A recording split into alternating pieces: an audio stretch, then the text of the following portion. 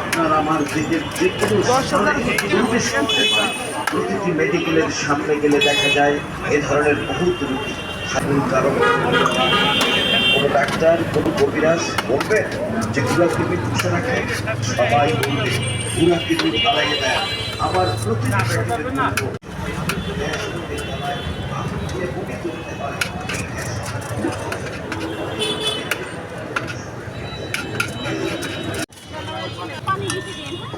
আমি তো ওই জায়গায় রাখছি নেওয়ার জন্য।